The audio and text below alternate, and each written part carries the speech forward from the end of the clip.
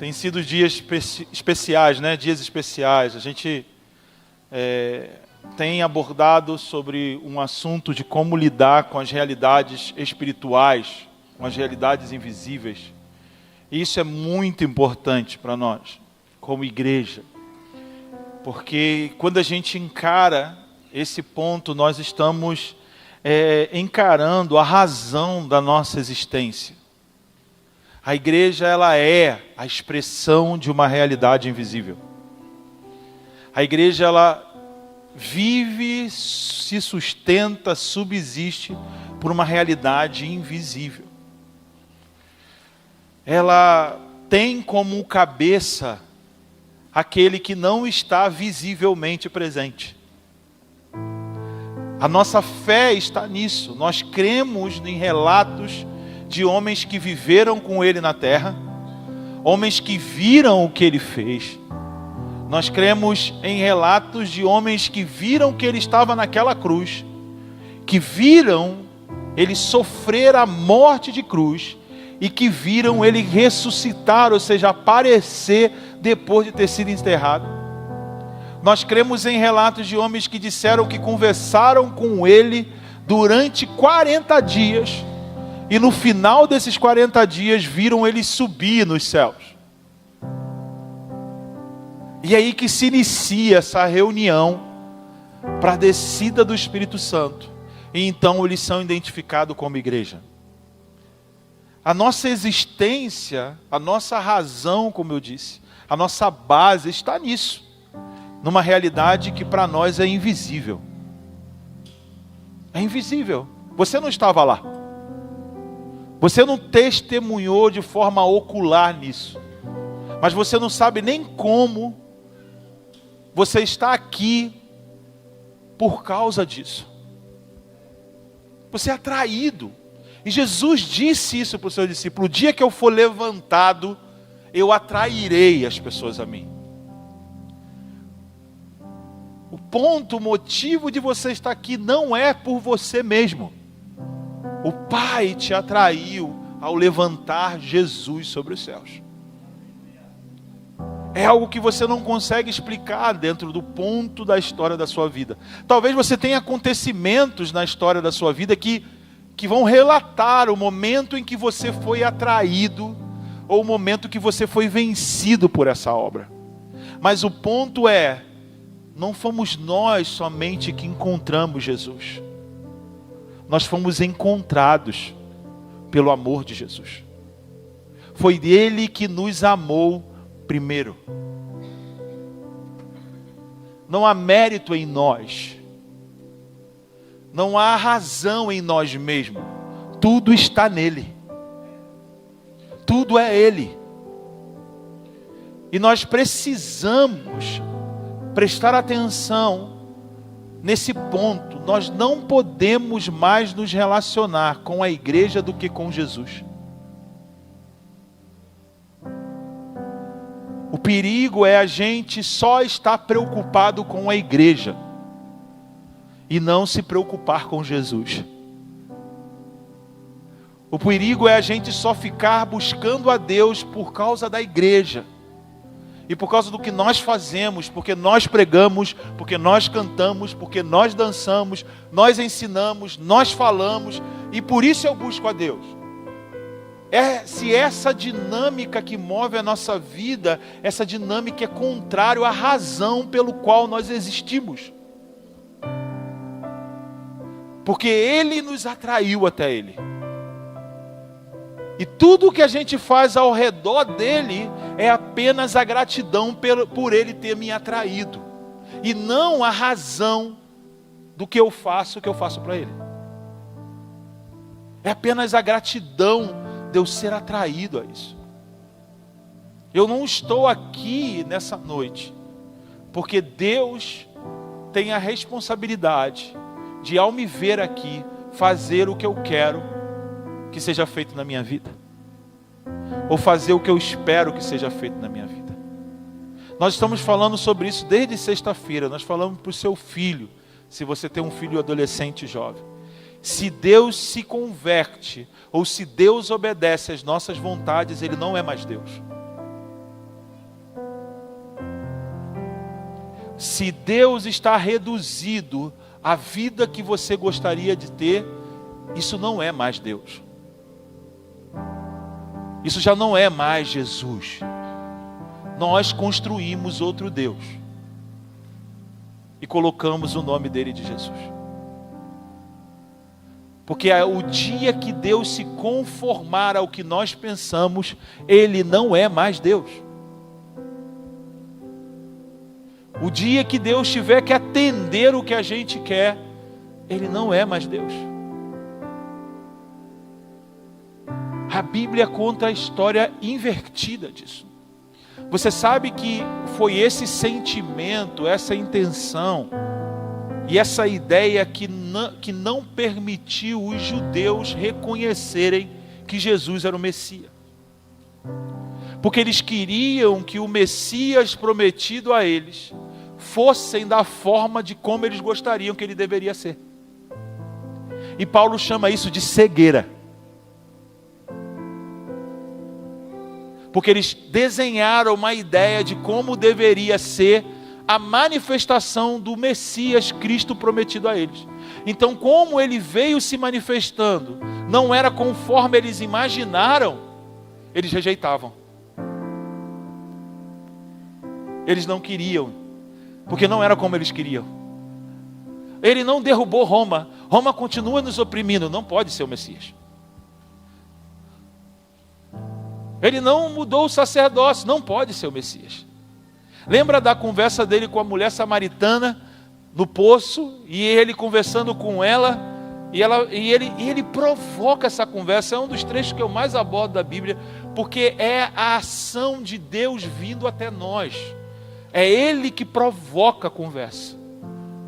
Não é ela que vai atrás dele, ela vai pegar água, ela vai cuidar, ela está cuidando da vida dela, e ele entra no cotidiano dela. Ele entra na vida dela ali. É ele que puxa o assunto. É Deus que vai lá em Samaria, o lugar que nenhum judeu queria pisar, porque aquele povo era impuro, eles não adoravam Deus da forma certa. Por isso João vai falar, os samaritanos não se davam bem com os judeus. Tinha um problema ali de relacionamento histórico-cultural. Jesus vai para esse lugar. Numa outra tentativa, os samaritanos apedrejam eles. E Tiago e João, os filhos do trovão, falam assim, os Boanerges, vamos mandar cair fogo no céu? Em Samaria, claro, eles, sangue no olho, para olhar para um samaritano. É tipo judeu e árabe.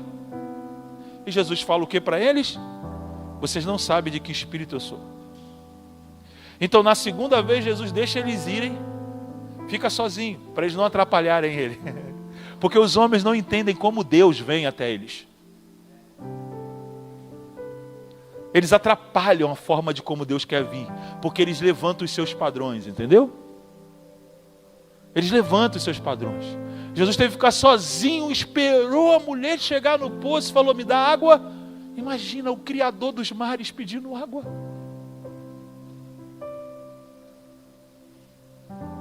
Aquele que está em Gênesis 1, João capítulo 1, todas as coisas foram feitas por intermédio dele, e tudo que foi feito por ele e para ele. Ele fala, me dá um copo d'água. Você pode me dar um copo d'água? Deus entrando no nosso mundo, entrando na nossa realidade, passando como aquele que tem a mesma necessidade que nós temos. Porém, ele não precisa de nada disso. O objetivo da conversa foi levar ela para outra realidade, para a realidade dele. Ele falou para ela, se tu soubesse quem te pede um copo d'água, você me pediria, porque a água que eu tenho para te dar, você não terá mais sede. Ele já não estava mais falando de água que ele criou, ele está falando de uma água que ele estava criando, que ela não tinha conhecimento. A água que ele criou, você toma e volta a ter sede. Ele falou, agora eu estou criando uma água, você não sabe a água que eu estou criando. Por que ele está criando uma água nova? Porque ele está criando uma criatura nova. que não precisa mais da água dessa velha natureza. Eu estou criando uma criatura nova. Por isso que ele fala, se você beber da água que eu tenho para te dar, vai gerar em você o quê? Uma fonte para a vida eterna. É outra natureza. Porque a vida eterna é o contraste da sede. De você tomar água e continuar tendo sede. Ele está falando, agora a vida que eu tenho é uma vida que não existe mais insatisfações. É uma vida que não precisa ser nutrido por nada desse mundo. A água que eu tenho para dar é outra água. E aí imagina, Jesus está falando sobre vários momentos em que os profetas profetizaram sobre águas. Do templo vai sair uma água, que por onde ela passar, a natureza vai ser transformada. O mar morto vai voltar a ter peixe. São águas que não se passa mais andando. São águas que se passam a nado. São águas que vão se espalhando pela terra e vai mudando os lugares que ela toca. É essa água que ele está falando. Os profetas profetizaram dessas águas. Águas purificadoras. Ele falou, essa água vai entrar em você e vai jorrar como uma fonte. Ele está falando o seguinte, o que eu quero fazer na criação, o que eu quero fazer nessa terra, as coisas novas que eu quero trazer para essa terra, está relacionada em formar uma humanidade nova, que ela vai ser a fonte de transformação. É ela que vai jorrar. E a mulher imagina ele conversando tudo isso por enigma. Porque a gente está desvendando o enigma agora. E ela fala, me dá dessa água. Tá certo, você me convenceu. Me dá dessa água. E o detalhe é que Jesus está oferecendo essa água que os profetas disseram em Samaria. Tem um detalhe, é que os samaritanos não podiam comemorar as festas em Jerusalém. Por isso ela vai perguntar. Os nossos pais dizem que o lugar de adorar é aqui. Vocês dizem que o lugar de adorar é em Jerusalém. Qual é o lugar? Por quê? Ela esperava uma resposta pelo impedimento que ela vivia de não poder em Jerusalém participar de uma festa que fala de água. Sabe qual festa que é essa? A festa dos tabernáculos. Em que eles lavavam as escadarias do templo em referência à profecia da água que vai fluir do templo e purificar todas as coisas. O samaritano não podia participar. Você vai ver, se você sair de João capítulo 4, onde a gente está, você vai para João capítulo 7. Você vai ver que Jesus chega no dia mais importante da festa. João vai falar isso. O dia mais importante da festa é o dia que eles lavavam as escadas. E ele fala a mesma coisa. Aquele que crê em mim, do seu interior, fluirão rios de água vivas. E João vai explicar. E ele dizia isso se referindo ao Espírito que ele iria derramar. É a conversa com a mulher samaritana em Samaria, em João capítulo 4. Já que ela não podia ir lá, por causa de problemas sócio-religiosos e culturais, ele foi até Samaria, mostrando, todos os povos vão poder participar disso que eu vou fazer. Todos os povos. Então, se ele prometeu essas águas para os judeus, e os judeus não entendem como ele está trazendo essa água, ele vai agora oferecer essa água por aquele que não estava procurando ela. Como o profeta disse, fui buscado por um povo, fui encontrado por um povo que não me procurava. Não foi um povo que foi atrás de Deus, é Deus que foi atrás dos povos. Está vendo como esse Deus é diferente? A gente quer que as pessoas venham até nós, como os judeus. A gente tem as promessas de Deus, a água é nossa. O samaritano não pode vir aqui, o católico não pode receber a mesma coisa. Porque eles adoram imagem como os samaritanos, eles são diferentes, é outro culto. É outra religião, não quero saber deles. São os nossos padrões. E Jesus está indo para os lugares que a gente chama de errado e fora dos nossos padrões. E oferecendo, melhor, me dá a tua água, a água daquele que está fora dos padrões.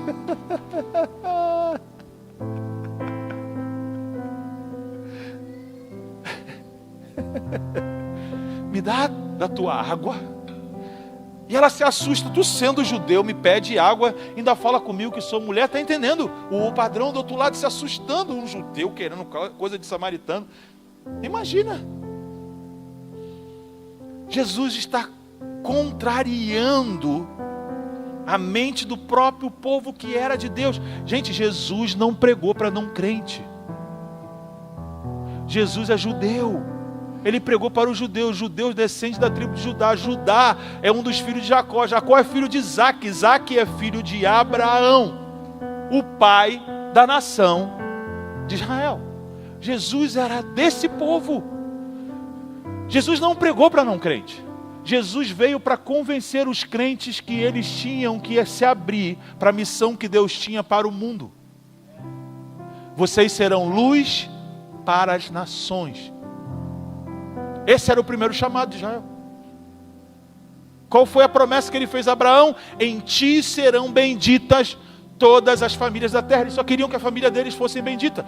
Jesus veio para quebrar esse protocolo que eles criaram do que Deus dissera. Deus disse, eles levantaram um protocolo do que Deus disse. Jesus veio para quebrar, está entendendo? Por isso João capítulo 1 vai dizer, e ele veio para os seus, mas os seus não o receberam.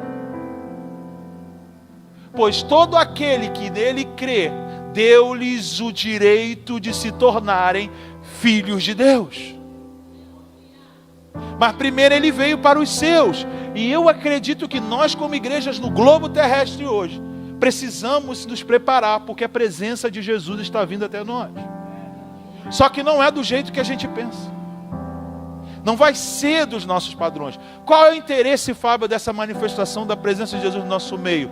Para dialogar com quem não está no nosso meio. Ele só quer um povo que hospeda. Porque ele quer falar com um povo de fora. Ele quer atrair. Ele quer conversar com outras pessoas. E às vezes somos nós que estamos limitando Deus tocar outras pessoas. Porque não pode, elas não são do nosso padrão. Elas não aceitam as nossas normas, elas não aceitam os nossos protocolos. Deus não pode estar tocando esse povo.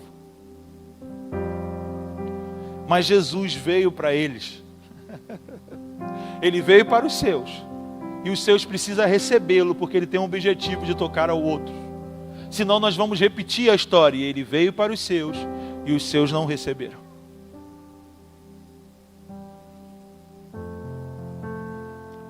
Jesus vai para Samaria, fala sobre a água do templo, conversa sobre a verdadeira adoração, num lugar onde acontecia a adoração que era impura e errada para os judeus.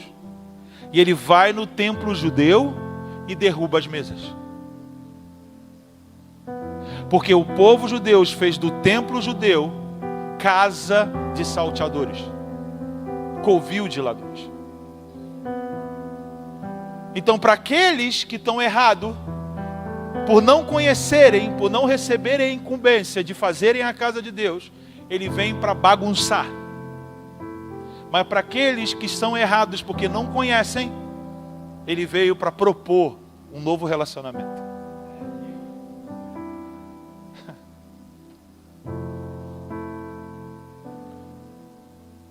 E nós estamos nesse ponto. Que tipo de casa nós vamos ser? A casa que ele derruba as mesas ou a casa que ele dá de beber? Nós vamos ser fonte ou vamos ser cisternas? Jeremias 2 fala que eles deixaram as fontes de água vivas e construíram cisternas para si. Sabe o que é isso? É um esquema de tapar as fontes e criar uma cisterna para desenvolver um sistema econômico. Para que as pessoas comprem água com eles. Igual faz a milícia no Rio de Janeiro. Por isso, como está a cidade, está a igreja. O meu é mais importante. E o sistema de cisternas rotas era o esquema de idolatria. E Jeremias capítulo 2 fala, vocês deixaram as fontes de água vivas e cavaram cisternas rotas.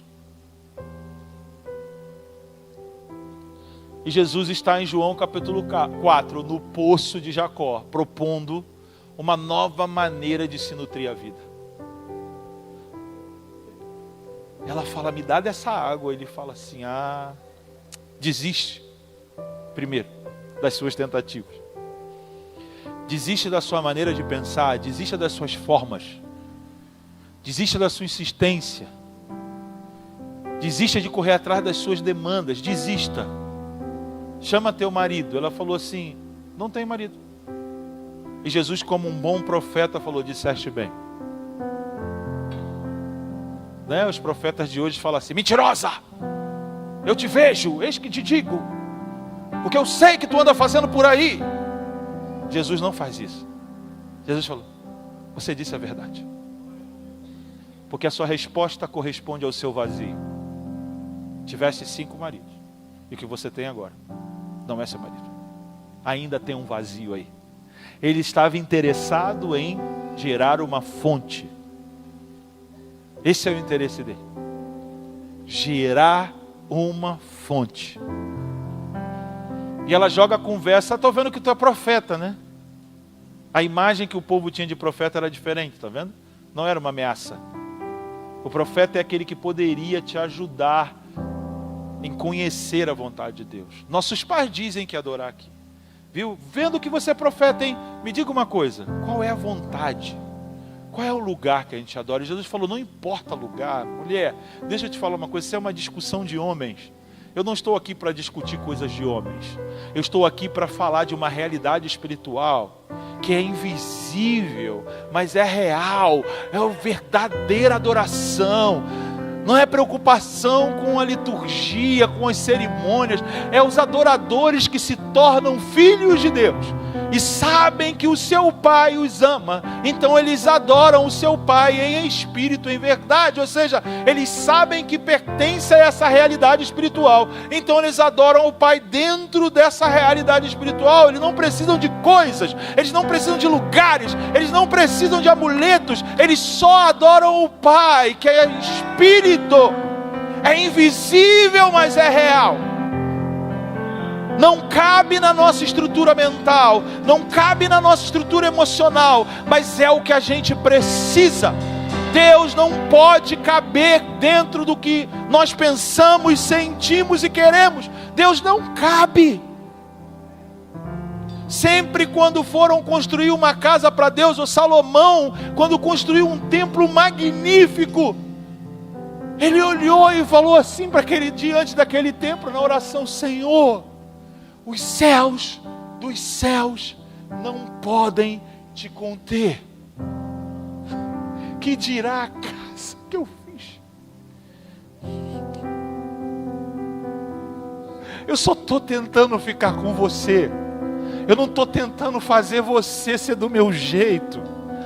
Mas eu aprendi com meu pai que precisa de um lugar para que eu possa estar contemplando você, meditando em você, querendo você, aprendendo com você. Por favor, escolha esse lugar para colocar o seu nome, para que eu possa estar aqui te vendo. Eu sei que eu preciso, eu sei que você não cabe nisso, mas eu preciso. Esse foi o coração de Salomão. Meu pai me ensinou isso, esse é o desejo do meu pai, porque o meu pai era louco, ele falava uma coisa só, peça e a buscarei, que eu possa habitar na casa, e ele escreveu isso antes de ter casa, porque quem construiu foi Salomão, mas quem escreveu isso foi Davi. Davi vivia à frente do seu tempo, ele falava, eu tenho que ter um lugar, eu tenho que ter um lugar para te deixar nele, para que eu possa me relacionar com você. Eu tenho um palácio, mas não mereço. Se eu tenho um palácio, você tem que ter um lugar nesse reino. Porque eu quero ver o teu governo e não o meu. Eu tenho que ter um lugar. Por isso que ele ficou doido quando ele assumiu, sentou no trono, ele olhou e falou o seguinte, não dá para reinar. Por que, Davi? A arca não está aqui. O que vai fazer, Davi? A gente vai botar a arca no palácio, no pátio do palácio. E outra, a gente vai precisar lembrar o povo que quando Deus desceu no Sinai, tinha som. Tinha barulho. tinha voz. O que tu vai fazer, Davi? O que a gente fazia na casa de Samuel. Um dia eu estava na casa de Samuel fugindo de Saul. Saul mandou soldados. Eu estava junto com os profetas lá adorando. Os soldados não conseguiam me tocar. Porque a presença de Deus estava lá e a gente estava tendo manifestações proféticas, ele não conseguiu tocar em mim. E Saul teve a ideia de ir também, mas quando ele entrou em Naiote, na entrada da cidade de Ramá, ele já começou a tirar a roupa e dançando, e dançando, e dançando, e dançando, e dançando, e caiu diante da gente nu. Eu vou colocar arca aqui, eu vou colocar músicos aqui, e nenhuma nação vai poder invadir isso aqui, porque Deus vai governar aqui. O mesmo Deus que me protegeu de Saul, vai proteger Israel das nações. E é isso que Davi entendeu. Ele falou, não tem como ter reino se não tem presença. Não tem como ter autoridade se não tem presença. Não tem como eu fazer as coisas se não tiver presença. Tem que ter presença. Tem que ter presença.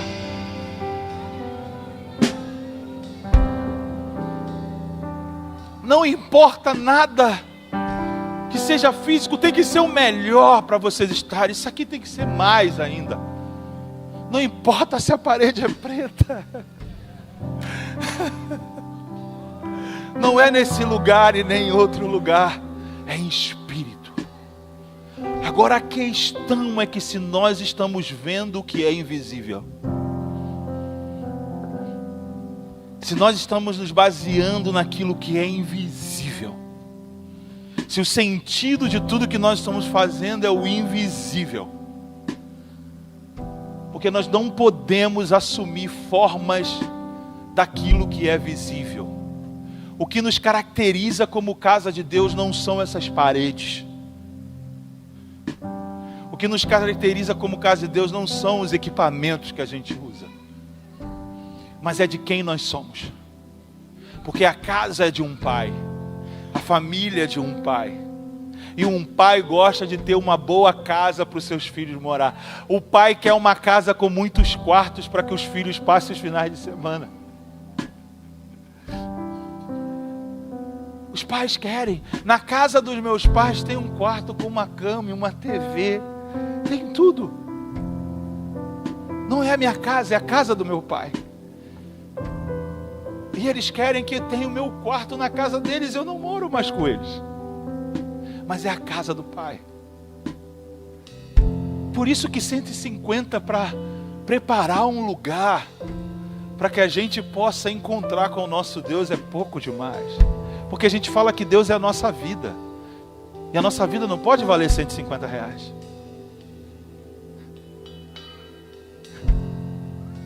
É pouco. 400 pessoas dando 600 reais, termina essa obra.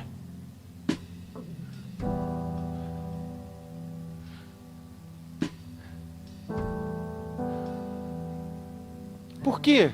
Justamente porque a gente não liga para coisas físicas. Se a gente não liga, o que é 400 reais? Nada, se a gente não liga.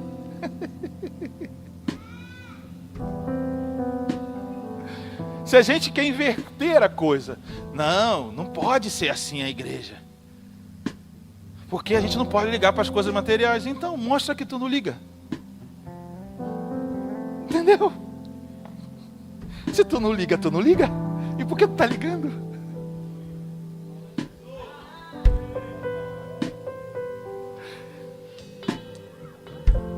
Em Êxodo 25, Deus falou: Moisés, fale para todo homem, toda mulher, cujo coração se dispuser a ofertar.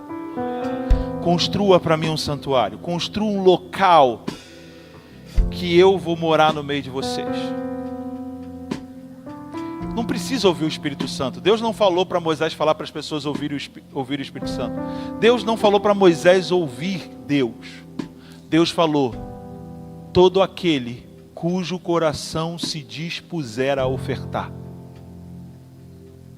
Pessoas espirituais se dispõem para desenvolver coisas materiais, porque elas não são presas às coisas materiais. Elas sabem que as coisas materiais você dá forma para desenvolver visões espirituais. Porque Deus falou: Moisés, faça conforme eu te mostrei no monte. Mas só o que Deus mostrou no monte precisava tomar uma forma física. Então todos aqueles cujo coração se dispuseram a ofertar, traga. Dá para entender? Ficou claro? Eu ouvi pouco glória a Deus, aleluia agora. Porque parece que...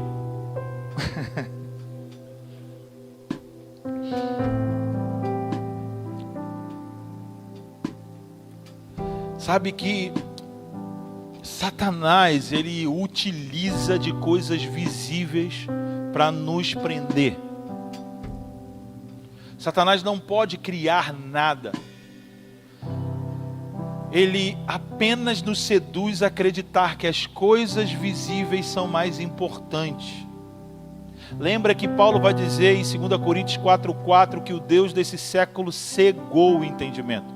Cegou o entendimento para quê? Para que não lhes resplandeça a luz do Evangelho, da glória de Deus na face de Cristo. Então, Satanás trabalha para que a gente não veja as realidades espirituais invisíveis. Ele trabalha para que a gente fique cego a isso. Para que a gente não entenda essas questões invisíveis. Como eu falei para vocês no início, nossa fé é isso.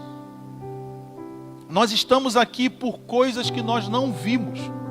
E esperamos por coisas também que nós não vimos ainda. Isso é a fé, Hebreus 11:1. Aquilo que se espera e aquilo que não se vê. O que não se vê foi o que já aconteceu e eu não estava. O que se espera é o que Deus disse que vai fazer. Então a gente vive por fé. A gente vive por uma realidade invisível das coisas, que não estão presentes ainda, mas essas realidades, mesmo não estando presentes, elas afetam a minha vida presente, a minha vida cotidiana. Ela toca, ela influencia, ela determina o meu curso, porém ainda não está presente nem visível. Isso é viver por fé. O autor de Hebreus também vai falar no capítulo 11, versículo 3, que a fé produz entendimento. Então não utilize fé como uma rivalidade da razão, porque a fé é a razão do homem espiritual. Pela fé entendemos que o universo foi criado pela palavra de Deus. Hebreus 11:3, colocaram aqui para acompanhar? Porque aí leva muito tempo, abre a Bíblia. Eu vou falando, vai... É o mesmo que estava de manhã, não? Não, é outro. Aí, ó. Não, é 3. Acho que o teu fone está baixo. Pela fé entendemos que o universo foi criado pela palavra de Deus. Pela fé entendemos que o universo foi criado pela palavra. Sábado nós falamos sobre isso, sobre o que foi criado pela palavra. As estruturas invisíveis, as que estão no universo e as que estão sobre o universo. E como isso afeta a nossa vida nas esferas visíveis. Por meio da palavra fomos entendendo que tudo foi formado pela palavra, que se vê, o que se vê originou-se daquilo que não se vê. Então essa é a lógica da nossa vida. Essa é a razão. A razão é que eu vivo baseado naquilo que originou o que eu vejo. Logo, o invisível é superior do que o invisível. Porque tudo que é visível veio do invisível. Essa é a lógica. Inverte a lógica humana. Penso, logo existo. Não. Não é essa a lógica humana.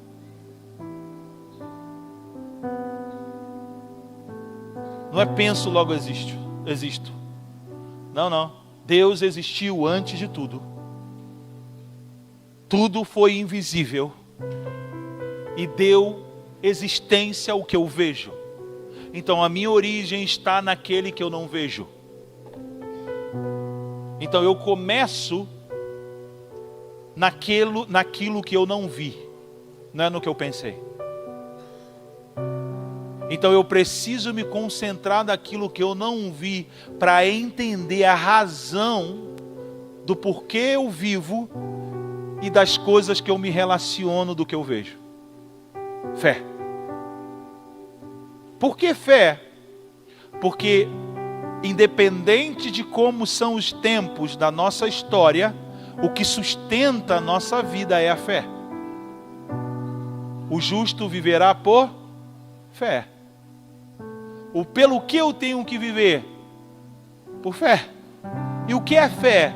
É que em meio às coisas que eu vejo, que existem, que são circunstâncias na minha vida, que são vivências da minha história, elas não condicionam quem eu sou. O que condiciona quem eu sou é o que eu não vejo. Baseado naquilo que eu sei que meu Deus fez, mas eu não vi, e naquilo que Ele disse que fará, mas eu também não vejo. Mas agora eu vivo. Então o que eu vivo agora não pode condicionar como eu vivo e como vai ser o destino da minha vida. Fé. Fé. Pela fé eu executo tudo. Paulo vai dizer que nós não vivemos por vista, mas por fé. Então perceba que os ataques satânicos é para tentar cegar a vista, e em meio a essa cegueira eu desconsidero o que eu não vejo. E eu me desespero, e eu me aparto do Evangelho, eu não procuro compreender o que Deus quer desenvolver em mim, o que Deus tem para mim, qual é a glória que está disponibilizada para mim. Por quê? Porque a minha visão foi afetada, as coisas desse mundo afetaram a minha visão, o Deus desse século cegou o entendimento dos incrédulos. E uma pessoa incrédula é uma pessoa que opta pela crítica e pelo ceticismo. Uma pessoa cética e crítica. Ele não consegue acreditar, e tudo que ele pode acreditar, ele justifica criticando o que não tem como acreditar. Isso forma incredulidade. E o Deus desse século cegou o entendimento dos incrédulos. Por isso, quando abre a Bíblia, não entende nada. Porque ele está tentando provar o que ele sabe. E o que ele sabe pode ter como base a sua crítica e o seu ceticismo. E ele está tentando provar. Então ele não anda por fé. Não tem como. Não vai entender. Não vai entender, porque é pela fé que nós temos entendimento. Está entendendo? Você tem fé? Se você tem fé, você entende? E a razão da fé é o não visto, é o invisível. A realidade invisível é mais poderoso do que as paredes que você acha que te protegem da tua casa. Porque se o Senhor não guardar a casa, fé. Fé. Ah, mas então eu não vou fazer muro? Não, não. A lei da Torá diz que você tem que fazer até parapeito, para que ninguém caia da laje. Mas isso é uma lei física. Isso não quer dizer que Deus não vai guardar uma pessoa que está na laje. Entendeu? Ele fala, seja prudente, faça um parapeito. Para quando a pessoa estiver lá, caso aconteça alguma coisa, ela não morra e você seja culpado. Mas eu guardo a sua casa. Fé. Eu não confio nas grades. Eu posso colocar, mas eu não confio nelas. Eu confio no Deus que me guarda. E se alguém rombar as grades e entrar? Eu confio no Deus que me guarda. Me levaram tudo, eu confio no Deus que me guarda. Fé. Se eu baseio a minha vida nessa fé, dificilmente eu ser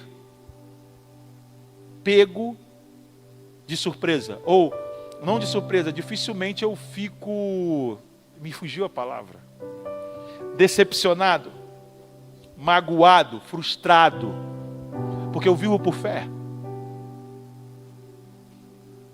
A gente falou aqui, como é que Deus deixa um dos seus apóstolos, Tiago, no capítulo 12 do livro de Atos, ser decapitado, e depois tira Pedro da prisão? Quem tinha mais fé, Pedro ou Tiago? Os dois. Porque 2 aceitaram o modo de Deus da vida dele naquele tempo. Então não são as circunstâncias que determinam o seu valor para Deus. É a sua fé. É a sua fé diante das circunstâncias. É como você se postura diante das circunstâncias. Certa vez um centurião precisou de um auxílio de Jesus. E Jesus vai até ele e pergunta o que ele precisava. Ele diz: o meu servo está enfermo. E Jesus falou: onde ele está que eu vou lá? Ele falou: não, eu não quis nem vir até você. E eu não sou digno de você ir até a minha casa. Se você disser uma palavra. Porque eu sou um homem de autoridade. E eu tenho pessoas às minhas ordens. Se eu digo para um vai, ele vai. Fica, ele fica. Então se você der uma palavra, meu servo ficará curado. Jesus olhou. Uau! Não vi tamanha fé em Israel. O que Jesus está querendo dizer? Ele me viu no invisível. Ele me trata a partir do invisível. Eu sei que você pode dar uma palavra, porque eu sei que você tem servos invisíveis. Assim como eu tenho servos visíveis. Então aquele homem não usou a ordem natural das coisas como contrariedade à ordem espiritual das coisas. Ele entendeu que se a ordem natural assim, a espiritual é também. Por quê? Porque primeiro veio o espiritual e não o físico. Então ele tratou Jesus como um invisível. Dá uma ordem. Porque eu sei que tem anjo que te obedece. Se você fala, eles vão lá fazer. E diz o texto que quando ele voltou para sua casa, o seu servo já estava curado. Não deu nem tempo dele chegar lá para ver. Ele falou com Jesus, Jesus garantiu e ele voltou para casa. Fé. Por quê? Porque ele já creu no invisível. Entendeu? Ele já creu e foi. E Jesus vira para os seus discípulos: eu não vi fé igual essa em Israel. Eu não vi a fé que movimenta o que eu vim trazer assim em Israel. É essa fé que eu estou falando. Esse invisível que eu estou falando. Você tem que considerá-lo como real. Jesus não falou que a gente tem que orar para uma montanha fisicamente ser lançada ao mar. Jesus falou que a gente tinha que ter uma fé capaz de pensar que isso fosse possível, para mover aquilo que deveria ser movido. Jesus não falou para você ficar: vai montanha, vai para o mar, vai. Até porque ele especificou quando ele estava ali. Ele falou: se tiveres fé, se dissesse a este monte. Qual monte que ele estava? Jerusalém. Ele não está falando de qualquer monte. Então ele estava falando o que acontecer aqui. Se vocês tiverem fé, vocês vão poder levar isso às outras nações, porque os mares representavam povos. Vocês vão lançar isso aos mares, porque fala de atravessar continente. Se você tiver fé, você consegue levar a realidade do que você experimentou, invisível, ser real para muita gente. Para muitos lugares. Nós não estamos em Jerusalém. Nós não estamos nos mesmos dias que Jesus. Mas estamos.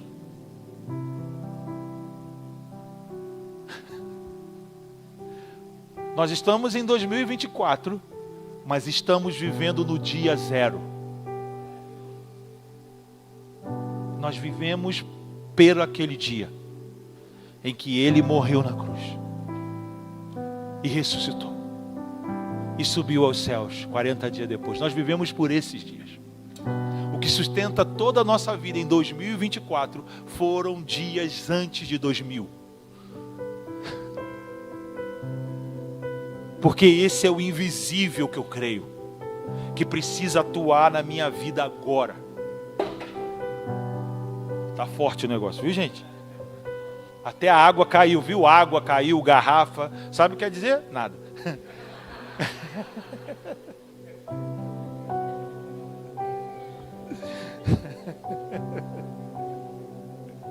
Tudo não fala, mas Deus pode usar tudo para falar.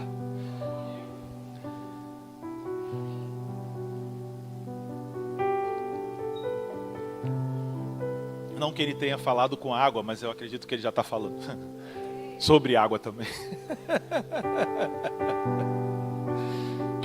Ai, aleluia, Senhor. A nossa fé opera a vitória de Jesus hoje. Para você não achar que não tem Bíblia no que eu estou falando, você abre em 1 João, porque foi a palavra que me veio para comunicar o texto, né? 1 João 5,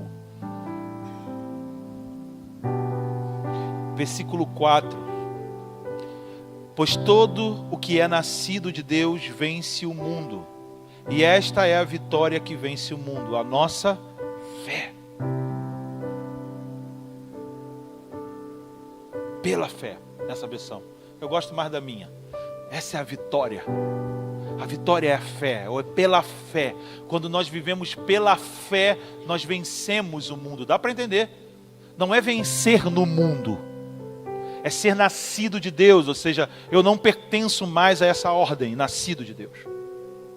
É não pertencer mais a essa ordem. E por não pertencer a essa ordem, eu vivo pela ordem que eu pertenço, o padrão de Deus. E é isso que me faz vencer o sistema do mundo que eu vivo.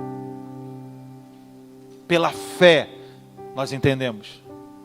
Pela fé nós caminhamos. Fé. Juntar a realidade invisível para que ela passe a coordenar meus passos dentro de uma realidade visível. A minha forma de olhar as coisas visíveis precisa ser modelado pelo invisível, pela fé. Isso quer dizer que tudo aquilo que naturalmente eu sei, que começa, que termina, que tem como, que não tem como, não podem determinar um padrão para mim. Só eu que falo em nome de Deus para esse padrão. Então se me dizem não pode mais, eu falo, Senhor, você pode. Eu sei que não pode, mas você pode.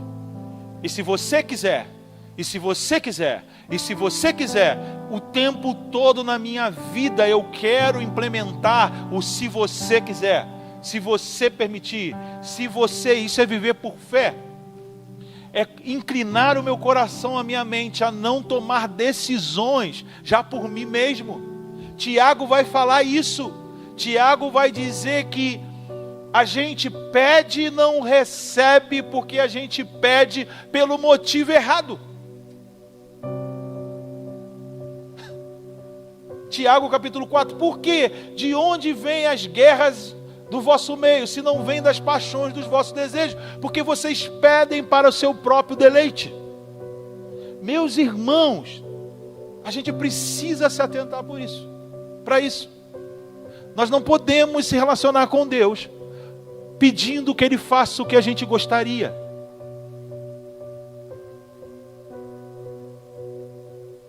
E Tiago vai dizer, aqueles que são amigos do mundo são inimigos de Deus, são adúlteros, porque são amigos do mundo. O que é ser um amigo do mundo? É querer padronizar a sua vida pelas coisas do mundo, o seu conforto, a sua satisfação.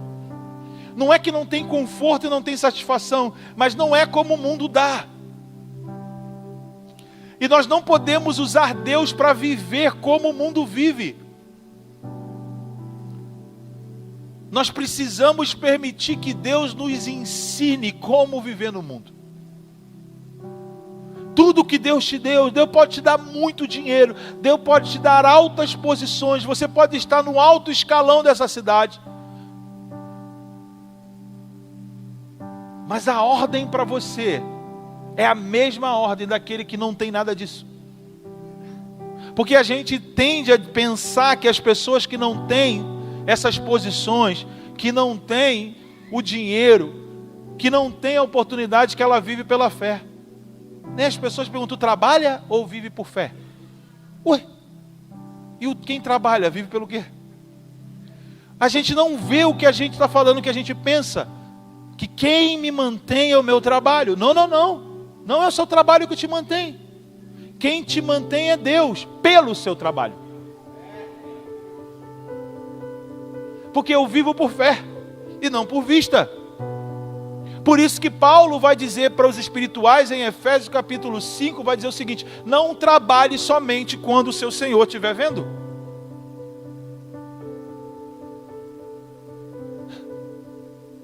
Não tente mostrar serviço para ser visto. Viva por fé. Isso é viver por fé? Então, se você faz para ser visto, se o teu gerente tem que ver e ele te dá as promoções, sabe que o dia que ele quiser, ele te tira. Mas se você trabalha como se fosse trabalhar para Deus, que é invisível, ninguém pode tirar de onde Deus te colocar. Ninguém. Ah, mas eu cheguei lá. Sim, a questão não é como você chegou, não é onde você chegou. É como. Quem vence é quem vive por fé. Por isso que não é dos velozes a vitória, nem dos que correm melhor, mas é dos fiéis, quem vive em fidelidade a Deus. Isso é viver a vida de Cristo. E Tiago vai dizer, olha, se coloque debaixo da poderosa mão de Deus. O que é isso? Submeta a sua vida a Deus. Se coloque debaixo da mão de Deus. Sabe o que é isso? Vem cá, Juan.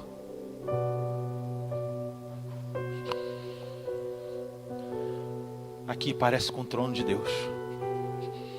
Você vai ser Deus. Na nossa esquete. Senta aí, Deus.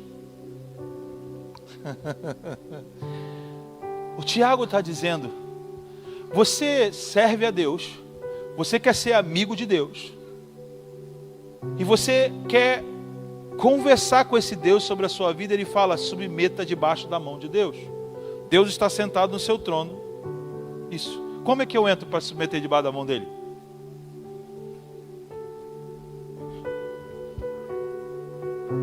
Se o Senhor quiser, nós faremos. Se o Senhor quiser, nós iremos. O que o Senhor quer? Entendeu? Isso é se sujeitar debaixo da mão de Deus. Você muda a sua posição. Você não pode sair correndo dali. Sujeitai-vos debaixo da poderosa mão de Deus. Lembra? Poderosa mão de Deus. Ou seja, a mão de Deus, quando Ele determina, você vai por aquilo que Ele determinou com o poder dEle. Você não precisa ir para tentar convencer Deus de estar. Você já vai porque foi através do poder dEle que Ele te enviou. Isso é viver por coisas invisíveis. Fé. Viver pelo invisível. Viver por aquilo que você sabe que Cristo está formando. E não por como as coisas estão ou como você gostaria que as coisas fossem. Fábio, mas eu não posso querer nada. Pode, você pode querer. Primeiro queira o querer de Deus. Porque Deus opera tanto o querer quanto efetuar. Queira o de Deus. Senhor, me ensina a querer, me ensina a pensar, me faz entender. Senhor, porque esse é o sentido do culto. Esse é o sentido do culto. Paulo fala em Romanos 12 que é o culto racional. Por que ele se refere ao culto racional e alguns traduzem como espiritual? Porque Paulo está explicando como Deus opera desde o capítulo 9 de Romanos. No final da explicação, ele fala assim, ó, se submeta à maneira de como Deus opera. Esse é o vosso culto racional. O sentido de nós estarmos aqui é porque nós estamos nos reunindo junto como pessoas que se submetem pela forma de como Deus opera. É pela fé. A gente submete isso junto. E a gente cultua o Deus que a gente submete. Porque não adianta a gente cultuar o Deus que a gente não submete. e quer que ele submeta ao que a gente gostaria. Então, eu canto se eu estou feliz, eu oro se eu estou bem, eu sirvo se eu estou bem, eu só posso servir se eu estou todo certinho. Se eu não estou certinho, não tem como. Por quê? Porque a gente está dizendo como Deus é e não deixando Deus se manifestar como Ele é para nós. A gente precisa aceitar como Deus é. E sabe de uma coisa? Deus não se parece nada com a gente. Deus não tomaria as decisões que nós tomamos. E Deus nos surpreenderia diante daquilo que a gente acha que não tem jeito para a gente.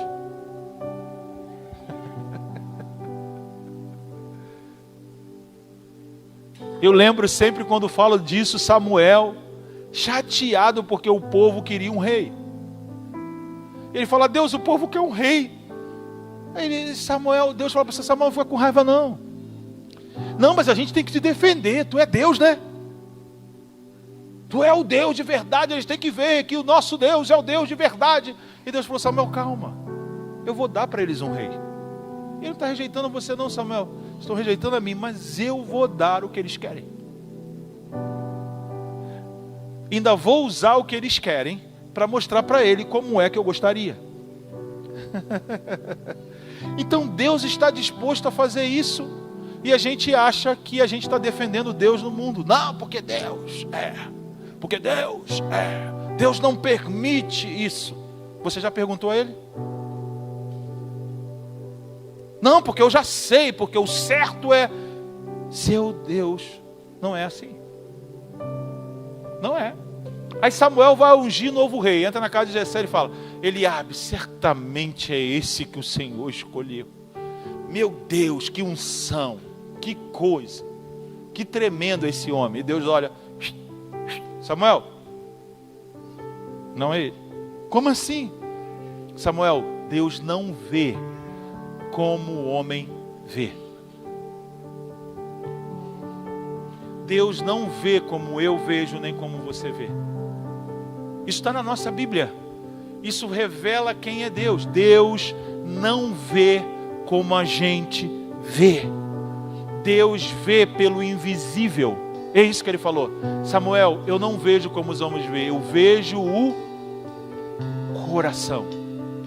Eu me baseio pelo invisível, porque eu sou o Deus invisível. Então, para se relacionar comigo, é pelo invisível. Eu sou o Deus que habita no alto e sublime lugar, é santo, mas também com aquele que é contrito de coração, ou seja, a realidade invisível da pessoa. Deus se relaciona com a gente pelo invisível, está entendendo? Deus não vem porque a sua música é boa. Deus não vem porque a sua pregação é boa. Deus não vem porque você dançou bonito. Deus não vem porque você está todo certinho hoje orando. Oh Deus, graças a Deus que hoje, essa semana, eu fui bem, né? Tu viu aí? Essa semana eu posso até orar, levantar um pouquinho mais a voz. Eu estou bem. Eita glória, eu estou melhorzinho hoje. Essa semana eu venci. Eita, posso fazer o culto. Deus não vê assim. Se teu coração não está quebrantado e você está bem porque você está orgulhoso de si, Deus não quer saber de você. Mas naquele dia que tu estava quebrantado e você achou que não podia, era o dia que Deus te queria. Deus não vê como você vê. Deus não é um supervisor de performance. Deus não é o seu personal. Deus é Deus. Ele não é desse mundo. Ele pediu, um dos mandamentos é: não faça nenhuma outra imagem de mim diante de você. E não é só escultura, é imagem. É pensar da maneira que Deus não é. Porque antes de você fazer uma escultura, primeiro você pensa numa imagem, sim ou não? Sim, então Deus está falando, não faça imagem. Não é só escultura, não pense que eu sou uma coisa que eu não sou. Porque eu sou Deus. Yahweh, o Deus que criou os céus e a terra, ou seja, nada que se parece, nada do que parece ser pode se parecer com o que eu sou. Eu criei tudo, tudo veio de mim. Então não tem como você dar forma a mim, porque foi eu que dei forma a tudo.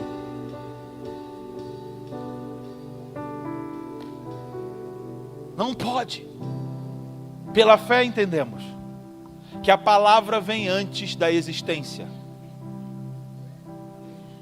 Pela fé entendemos que a palavra criou todas as coisas. A palavra de Deus vem antes da nossa existência. Então a razão da nossa existência, ou só existe existência por causa da palavra. Por isso que a palavra ela deve ter primazia para nós. E a palavra não é só a Bíblia, o livro Bíblia, que é a palavra de Deus, mas é tudo aquilo que Deus disse como padrão de si mesmo. Isso é a palavra. Tudo que Deus disse que é padrão de si mesmo. Isso é a palavra, porque a palavra se fez carne e habitou. Então a palavra é uma pessoa, tem a ver com um padrão de como ser, e não somente uma grafia, entendeu? Mas a grafia dá testemunho da palavra do que a pessoa foi. Então esse livro é a palavra. Mas não é porque a pessoa é um livro, é porque o livro fala da pessoa que é a palavra.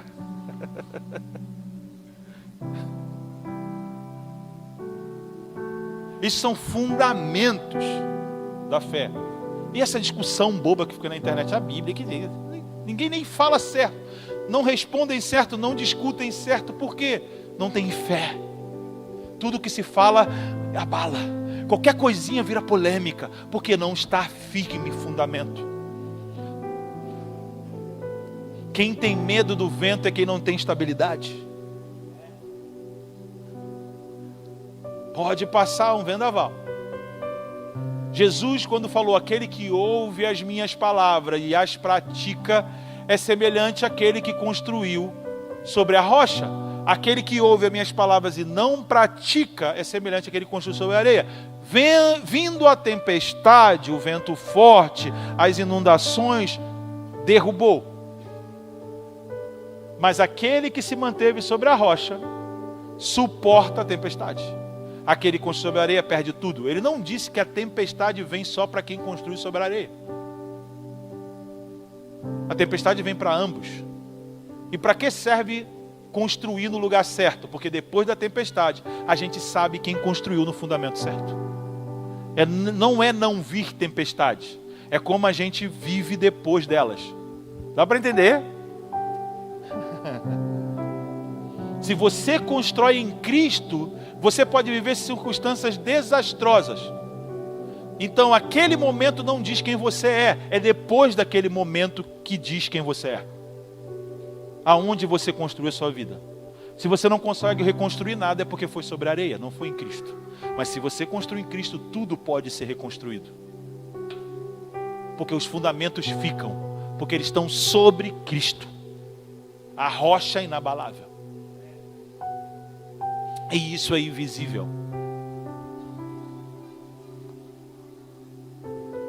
Como eu disse, já está na hora de terminar, né? 9 horas. Alguém aqui que está querendo ver Fantástico hoje? Eu vejo na Globo News, fica a dica. Globo News passa mais tarde o Fantástico, fica tranquilo. Eu disse no início que o problema para os judeus reconhecerem a presença de Jesus no meio deles era que eles tinham um padrão de como o Messias tinha que se manifestar para eles. Esse era o problema. O povo chamado para representar Deus não aceita como Deus escolheu ser representado. Dá para entender? O povo que Deus escolheu para representá-lo, quando vem a exata representação de como Deus quis ser representado, eles rejeitaram. Ao ponto que Jesus vai tomar as palavras do profeta Davi e dizer: a pedra que os construtores rejeitaram, Deus pôs como pedra principal.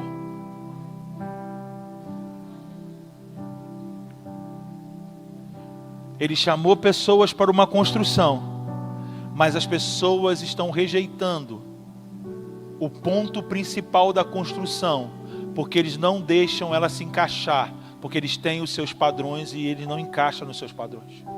E eles rejeitam essa pedra. E Deus diz: mas essa pedra rejeitada é a pedra principal do que eu quero fazer. É a forma principal do que eu quero atuar.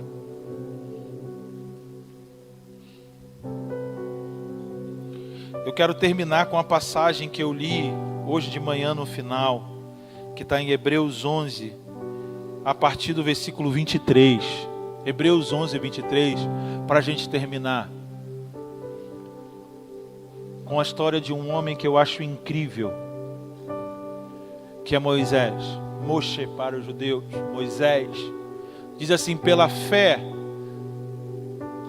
Moisés, assim que nasceu, foi escondido por seus pais durante 3 meses, pois viram que o menino era belo e não temeram o decreto do rei. Então, a atitude deles diante da circunstância foi pela fé. Eles esconderam, até desobedecendo o decreto do rei, estavam escondendo, mas pela fé entenderam que essa era a vontade de Deus. Ou seja, um padrão de Deus para lidar com as circunstâncias. Pela fé, Moisés, já adulto, recusou ser chamado filho da filha de Faraó, escolhendo, pelo contrário, ser maltratado com o povo de Deus, em vez de experimentar por algum tempo, os prazeres do pecado.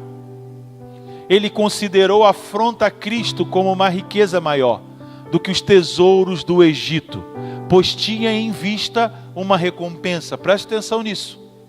Moisés estava de olho numa recompensa.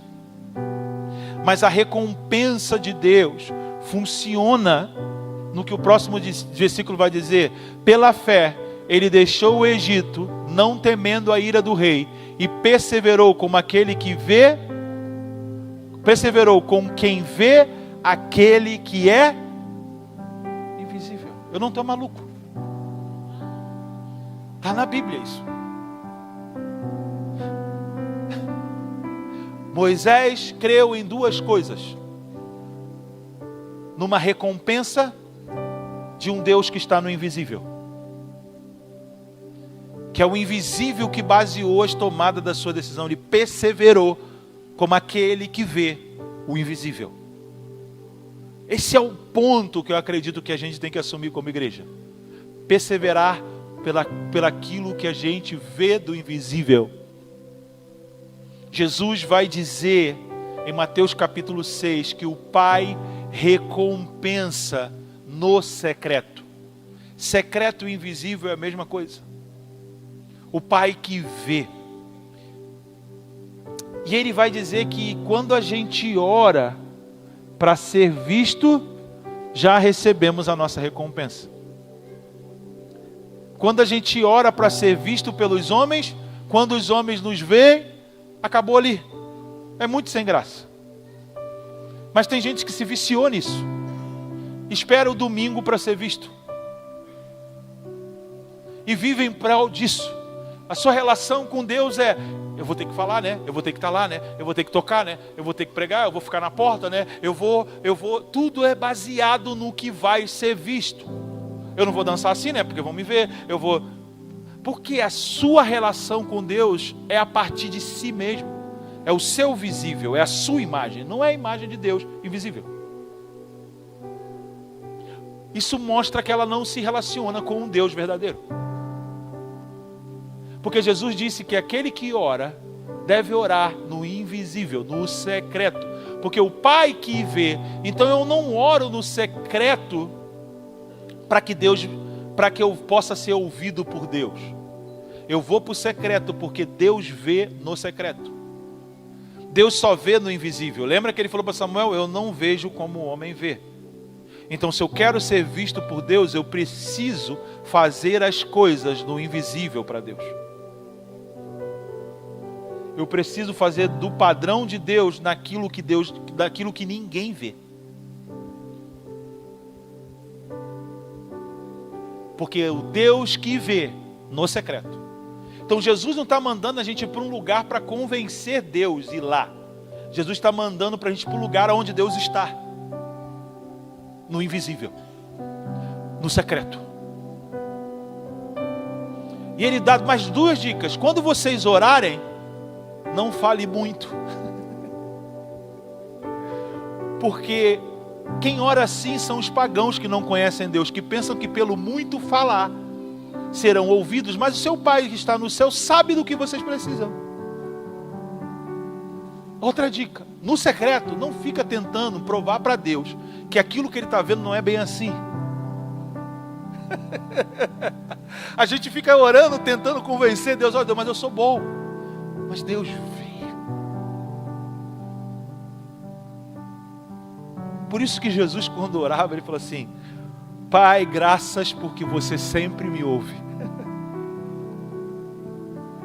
Não é a questão, não é se a sua oração vai ser ouvida por Deus. É se a sua oração é do padrão dentro daquilo que Deus quer ouvir. Por isso eu dou graças que você sempre me ouve. É difícil orar uma coisa que você não queira ouvir. Você sempre me ouve. Porque Jesus orava, tá, gente? Jesus, antes de decidir quem ia ser os seus 12 apóstolos, passou das 3 horas da manhã até as 6, tomou o cafezinho dele, reuniu a turma às 9 para a oração das 9. E disse: você. Se Jesus orou para escolher os apóstolos, tu quer saber da vontade de Deus em um segundo? Se Jesus, que era Jesus, orou, Jesus orava.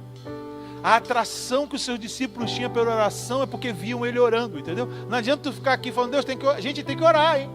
Vamos orar, igreja, vamos fazer vigília, vamos fazer enquanto... Se você não exala isso, se você não é visto como aquele que ora, como você é visto como aquele que ora? As pessoas sabem. Quando você ora, dá para perceber se você ora. Quando você ora, você mostra que espírito você tem. Você fala de você. Então, se você ora para mandar recado para as pessoas enquanto ouve a sua oração, esse é quem você é. Uma pessoa que não consegue ser verdadeira. Usa Deus para falar o que você quer falar. Quando você ora, somente porque você sabe que você está com os seus irmãos, com Deus que vê, você só fala para Deus: Pai, obrigado. Pai que está nos céus, Pai nosso, santificado seja o teu nome. Venha a nós o teu reino. Foi as dicas de oração de Jesus, não tinha nada a ver com a gente, só primeiro ele. E Jesus dá outra dica que eu lembrei agora: não useis de vãs repetições. Jesus não está dizendo que toda repetição é vã. Jesus está dizendo que você pode repetir de forma vã. Entendeu a diferença? Porque a gente acha que ele está falando sobre repetir uma oração. Não. O ponto que ele está falando é: não repita isso de forma vã. Ele não está falando não repita. Ele está falando que não deve ser vão. Porque a gente diz: eu não vou repetir a oração, porque os católicos rezam a oração, eu não vou repetir. Mas eles podem repetir sem ser vão. E você repete coisas na sua oração que são vão. Senhor, meu Deus e meu Pai, graças te damos por essa noite. Você não sabe sentir o amor do Pai, você não tem Ele como seu Senhor e você não está grato. O nome disso é vã repetição.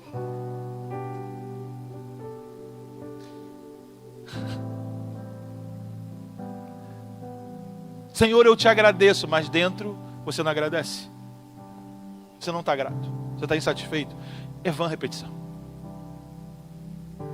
Porque o Pai vê o secreto. As pessoas podem ver: nossa, que oração bonita. Pronto, já recebeu essa recompensa. Mas o Pai vai recompensar pelo que vê. E se você está fazendo alguma coisa que não está relacionada com o que Ele vê dentro de você, não tem recompensa.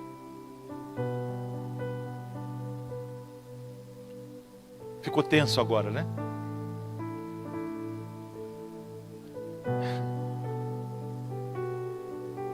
Mas quando você busca a recompensa, qual foi a recompensa que Moisés buscou? Qual foi o invisível que ele esperava, que ele perseverou? Foi quando Deus falou assim: Moisés, o teu povo lá, construíram um bezerro de ouro. E Deus falou, e Moisés falou: Deus não é meu povo, é teu. Está em Êxodo 33. Não, Moisés, é o teu povo. Não, Deus, olha só, você me chamou. Eu fui lá com a tua ordem libertar esse povo. Esse povo é teu. Não, o meu povo não vai fazer o que esse povo faz. Para que ele seja o meu povo, eles têm que mudar a forma de adorar. E Moisés falou, deixa comigo então. Desceu, quebrou as tábuas da aliança, furioso. Josué, e o pessoal está festejando. Isso não é festa não, Josué. Eu vou lá resolver isso agora. Moisés amava o que Deus queria fazer com o povo. Ele quebra tábuas da aliança que Deus escreveu. Tá? Tem noção da loucura que Moisés fez? Ele quebrou as tábuas. Sabe por que ele quebrou as tábuas da aliança? Para que o povo não fosse condenado pelo que ele iria ler. Deus já tinha registrado na pedra, não terás outro Deus diante de mim. Então Moisés, pá, que quebra a tábua da aliança, depois eu resolvo isso. Porque o povo não poderia ser condenado pelo que ele iria ler. E ele foi lá e ensinou o povo que estava errado. Falou, Deus, está resolvido, eles não vão fazer mais isso não, né? Vamos escrever de novo? Deus falou, agora tu arruma a tábua e tu escreve.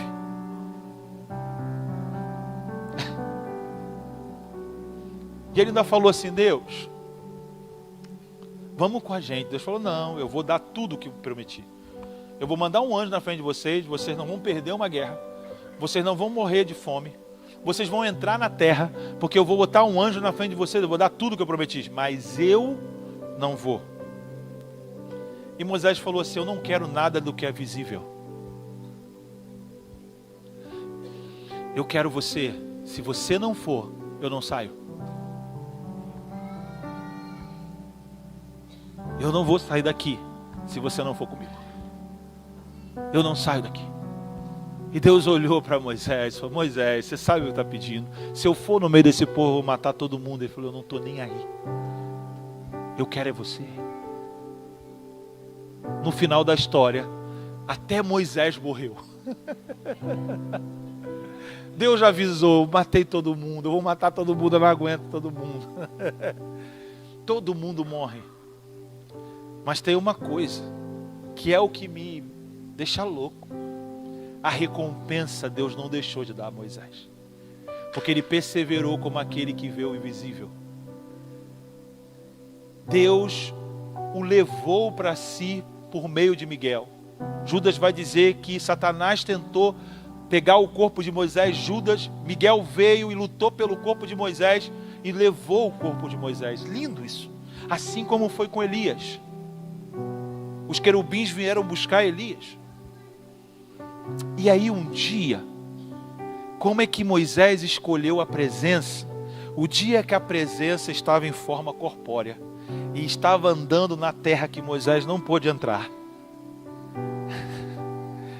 E Jesus falou assim, vamos lá, Pedro, Tiago e João, vamos comigo no monte da transfiguração. Vamos no monte Hermon, o monte onde aconteceu uma profanação, onde seres celestiais se juntaram com o Filho dos Homens. Nesse lugar eu quero mostrar uma nova humanidade. Vamos para lá. E ele se transfigura. Vem uma nuvem e aparece Moisés e Elias conversando com Jesus. E Lucas vai dizer que eles conversavam sobre a sua partida da terra, o novo êxodo. E os três vendo aquela conversa, Moisés estava onde a presença estava. Porque foi a escolha dele. Se a gente escolhe a presença, nós vamos estar aonde a presença está. Se a gente escolhe só o que Deus pode dar, nós podemos só ter o que Deus quis dar. Mas não a presença. E vai ser assim no fim do mundo. Muitos vão ter vida nova no novo céu e na nova terra. Mas nem todos vão ter acesso ao lugar onde está a presença na cidade santa.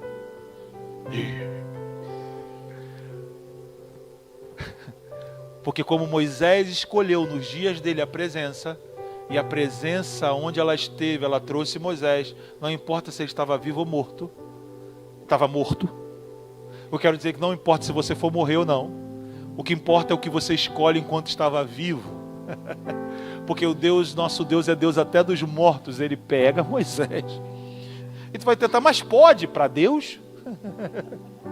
Mas tem como? Para Deus não existe não ter como. É. Porque tudo existe por meio dele, até a morte. Então morte, por favor, me empresta Moisés aqui. Vem Moisés comigo. Vem Elias, senta aqui, vamos conversar. Por quê? Porque eu quero deixar um testemunho aqui. Tudo que foi dito está se cumprindo. E aí o pai não ficou de fora. Assim como a sua voz foi ouvida no Sinai, ele desce ali e falou, ok, está a lei e os profetas, e aquele de quem vem a lei e os profetas, Jesus meu filho. Está aí todo mundo? Ok? Sim. A ele ouvi. Está revelado para vocês quem comanda tudo, o meu filho. A ele ouvi. A presença de Deus é Jesus. A ele ouvi. E nós precisamos decidir isso nesse tempo. A quem nós vamos ouvir? Ao que nós vamos ouvir? E Pedro vai falar em 2 Pedro capítulo 1, vai dizer que nós ouvimos a palavra profética mais segura da face da terra enquanto estávamos com ele no monte. Eles ouviram só isso, a ele ouvir. Essa é a palavra profética. Ouçam a ele, ouçam a presença. Como uma lâmpada que ilumina no dia escuro, até que a estrela da manhã brilhe. Sabe, a presença é que vai iluminar nos dias mais obscuros, nos dias mais de trevas. Se nós temos a presença, é a presença que vai dizer como viver esses dias. Não adianta a gente olhar para a maldade, para a dificuldade desse dia e falar, oh meu Deus, o que eu faço? É a presença que vai dizer como faz. Se a gente tiver presença no nosso meio, nós vamos sempre saber o que tem que ser feito.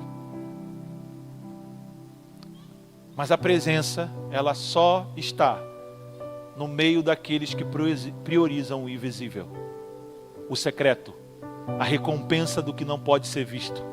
Porque Deus não vê como os homens veem. Deus não se relaciona como a gente se relaciona.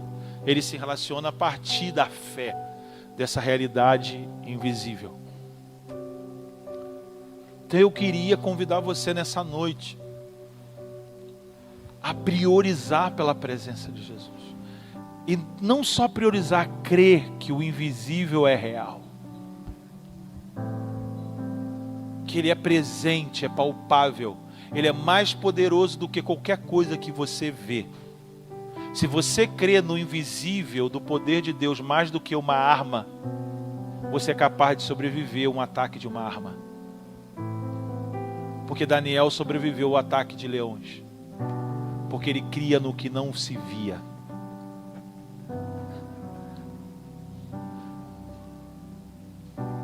A presença de Deus.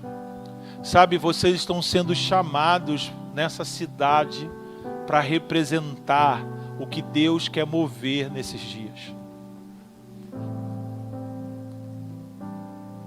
Então esse chamado implica em escolher a presença de Deus. E não somente escolher o que Deus disse que vai fazer. Nós precisamos escolher a presença de Deus mais do que Ele disse que vai fazer. Mais do que o que Ele prometeu. Ele precisa ser mais importante. Porque esse é o problema de todos os lugares que Deus prometeu e fez o que Ele disse. Esses lugares passaram a viver mais do que Deus fez do que pela presença do próprio Deus que fez tudo.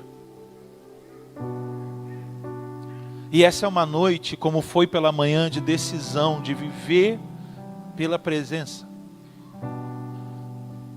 Não só viver pelo que Deus faz.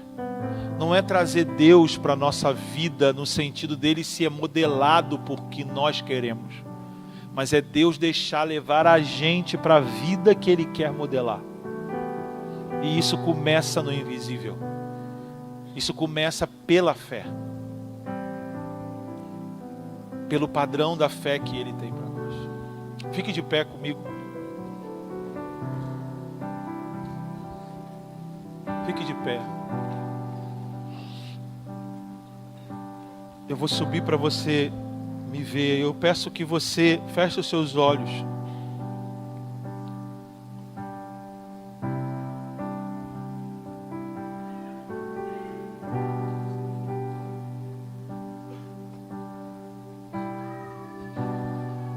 quero fazer com você uma prática de entrar nessa realidade invisível. Sabe, a gente não precisa de fórmula para acessar essa realidade invisível. A gente precisa da verdadeira intenção. Jesus não disse que o jejum te leva a essa realidade invisível, que a oração te leva a essa realidade invisível. Ele disse que você deve fazer essas coisas com a intenção correta, que se você fizer com a intenção correta, é que você terá a realidade do que você está fazendo. Nós falamos, não, tem que jejuar para ver, tem que orar. Não, se você não jejuar, como Jesus falou, quando jejuares, não faça também para ser visto. Quando orares, não faça. Então não é só jejuar e orar, se você está fazendo para ser visto, para ser reconhecido como alguém que tem a palavra de Deus, para ser reconhecido como alguém que Deus te mostra, para ser reconhecido como alguém que Deus te fala.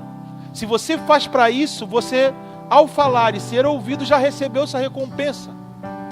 Não espere mais nada de Deus, porque você escolheu a recompensa errada. Nessa noite eu quero que você escolha uma recompensa para perseverar num Deus que é invisível. Ou seja, não importa quem vai ver o que Ele te recompensou. O que importa é que a conexão com aquele que te recompensa é desenvolvida. A relação com Ele é desenvolvida. E depois as pessoas vão desfrutar do resultado disso. Mas primeiro, a gente precisa de pessoas como aquele centurião que falou, basta que você dê uma palavra, Senhor. Eu sei como funcionam as coisas na terra. Eu também tenho pessoas sujeitas à minha autoridade. Eu quero só acreditar que quando eu falo com você, algo invisível se movimenta. Então feche os seus olhos. E a primeira coisa que eu te convido é se render.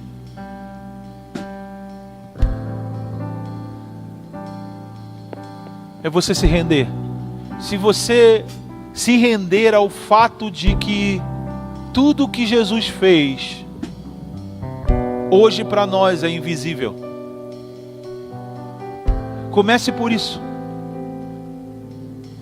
Comece pela cruz, comece pela ressurreição, comece pela ascensão de Jesus. E passe a considerar que Jesus está nos céus agora. Da mesma maneira que você considera que Ele morreu por você, que Ele ressuscitou, passa a considerar, Ele está nos céus agora. Assim como você não questiona como Ele morreu e ressuscitou, não questione o como Ele está no céu agora, só saiba que Ele está nos céus agora. E essa é uma realidade acessível. O fato de Jesus estar no céu agora, como homem, ele determina que o acesso dos seres humanos é permitido. E você entra por esse acesso. E se une à pedra que os construtores rejeitaram. Se unem a Jesus Cristo, o mediador entre Deus e homem, o Jesus homem.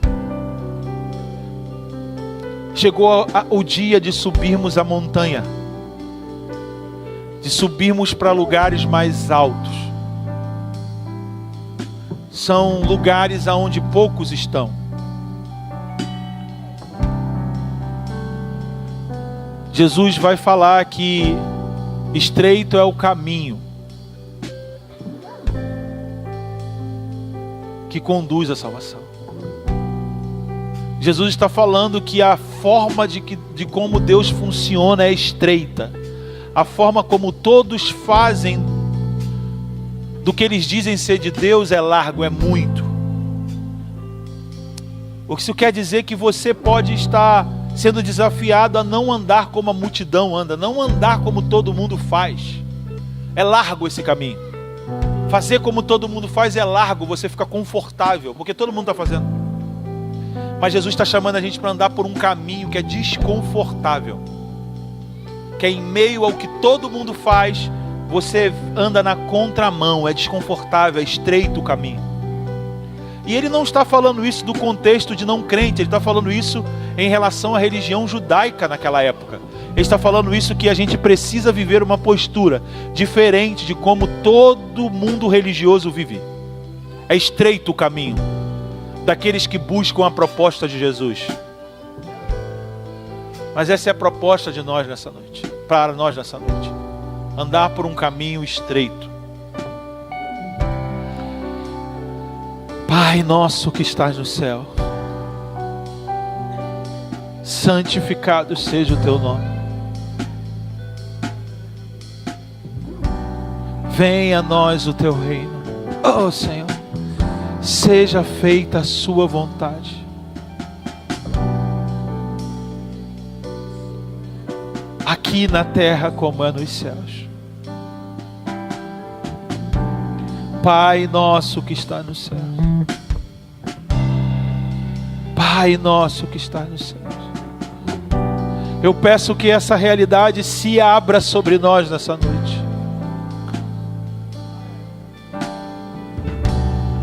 Que essa realidade se abra sobre nós nessa noite.